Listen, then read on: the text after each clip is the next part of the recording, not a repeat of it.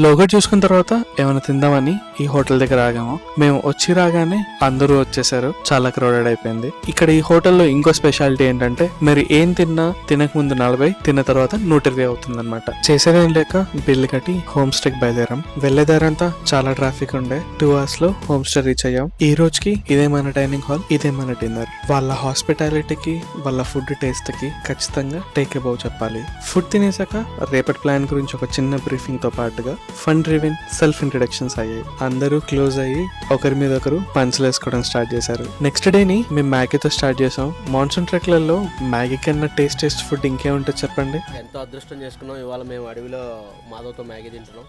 తర్వాత కొంచెం పోహా కూడా తిన్నాం. ఎలా ఉంది అంటే తీయగా ఉంది, ఎందుకంటే చక్కెర కలిపారు కాబట్టి. వెదర్ డిమాండ్ చేయడం వల్ల చాయ్ అలవాట్లే నేను కూడా ఒక చాయ్ తాగేసి బస్ దగ్గరికి వెళ్ళిపోయాం. ఇంతకీ ఎక్కడికి వెళ్తున్నామో చెప్పలేదు కదా, సీక్రెట్ విషయంకి వెళ్తున్నాం.